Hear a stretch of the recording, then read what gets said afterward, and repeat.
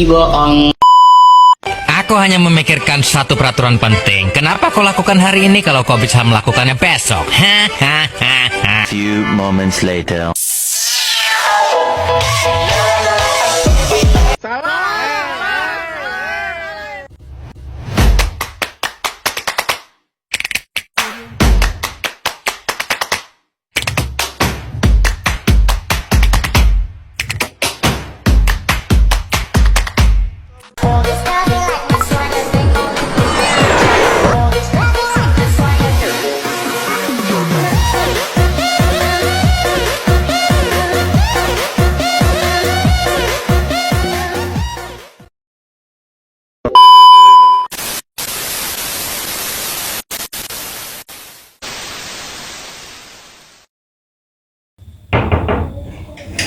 Assalamualaikum, Mak. Waalaikumsalam. Selamat sore. Sore juga. Duduk, Tita. Terima kasih. Bagaimana kabarmu, Tita? Alhamdulillah kabar saya baik. Gimana kabar kamu, Mal? Alhamdulillah saya baik juga. Gimana dengan kuliahmu?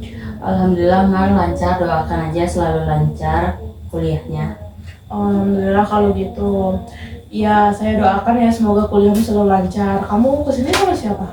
Aku tadi kesini sendiri aja sih sebenarnya. Oh ya, kedatangan kamu kesini apa kamu mau konseling dan individu dengan saya? Iya Mal, aku pengen ngelakuin sesi konseling individu sama kamu.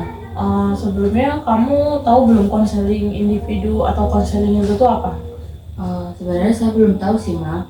Baik ya, saya jelaskan sedikit. Kalau konseling individu itu suatu layanan konseling yang diselenggarakan oleh konselor terhadap konseling, yaitu kamu, dengan pertemuan yang bersifat individual. Artinya pertemuan yang dilakukan secara tatap muka oleh dua persetujuan atau dua orang yang bertujuan untuk membantu menyelesaikan masalah konseling dan memberi arahan untuk kedepannya. Apa kamu sudah paham? Sudah Mal, saya sudah paham. Kalau kamu sekarang udah paham tentang konseling individu, sekarang kamu boleh ceritakan atau jelasin ke saya kenapa kamu datang menemui saya. Tapi saya takut sama ragu gitu Mal buat ceritain ke kamu. Tita, kamu nggak boleh takut ya atau ragu gitu ke saya, karena terdapat beberapa asas di konseling ini. Yang pertama itu ada asas kerahasiaan, yaitu asas yang menekankan tentang apa yang kita bahas dalam sesi konseling ini tidak boleh disebarluaskan. Jadi kamu cerita ke saya itu ya hanya kita yang tahu gitu.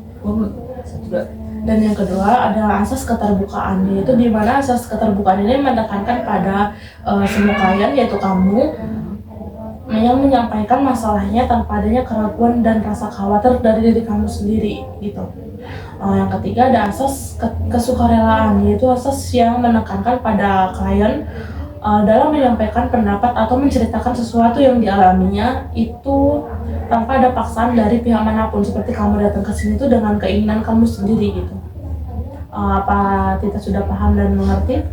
Iya Mal, untuk sekarang aku udah paham dan aku nggak takut lagi atau ragu buat cerita ke kamu.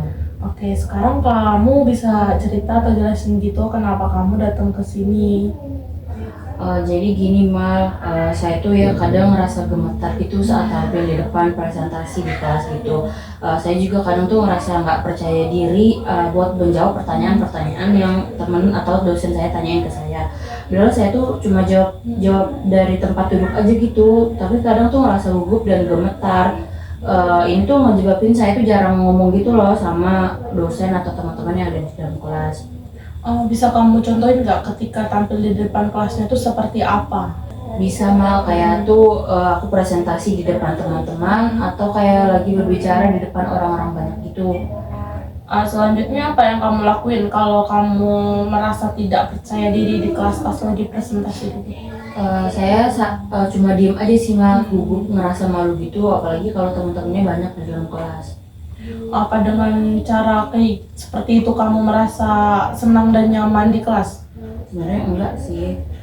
Kalau begitu, apakah masalahmu tentang bagian mana kamu bisa berprestasi dan menjawab pertanyaan dosen supaya tidak gugup? Iya Mal, aku juga tuh kadang bingung loh harus gimana.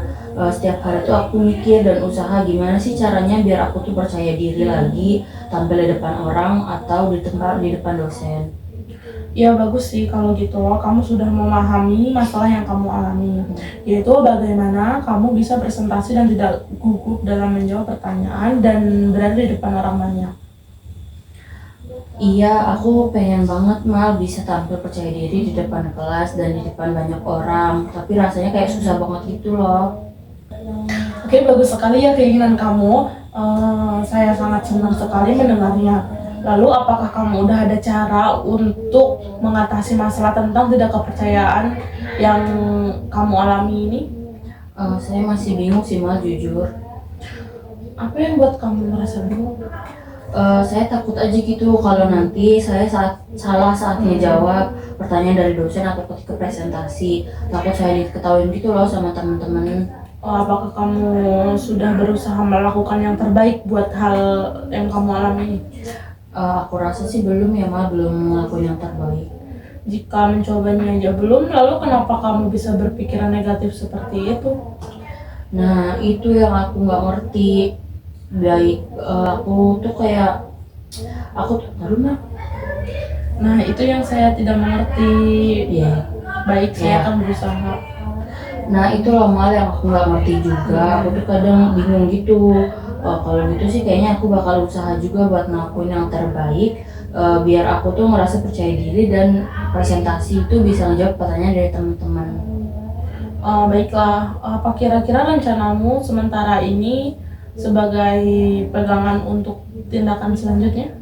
Pertama tuh ya, aku tuh kayaknya bakal berlatih dan belajar dulu tentang materi yang bakal aku presentasiin keesokan harinya.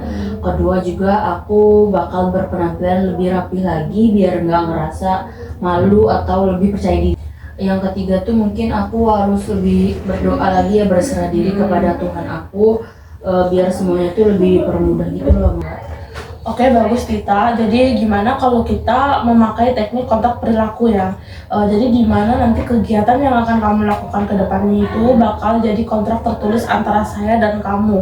Nah, jadi pertemuan selanjutnya kita akan bahas hasil dari kontrak perilaku yang sudah kamu lakukan. Apa kamu setuju? Setuju Mal. Nah, ini kamu bisa tanda tangannya kontrak perilaku yang sudah saya buat ya. Sebentar. Oke, kamu bisa tanda tangan di sini. Ini cuma tanda tangan doang kan ya? Iya, tanda. Oke, ini udah Mal. Oke, sudah. Oke. Jadi kesimpulannya, yang pertama, kamu akan berlatih dan belajar terdahulu tentang materi yang akan kamu dipresentasikan. Kedua, kamu akan berpenampilan rapi sehingga kamu akan merasa lebih percaya diri. Dari yang ketiga, kamu bilang saya akan berdoa dan sebelum presentasi. Apa kamu yakin akan melakukan itu? Yakin Mal, nanti kedepannya aku bakal melakukan 3 hal yang udah tadi tertulis dalam kontrak perilaku tersebut. Apakah masih ada yang ingin kamu sampaikan?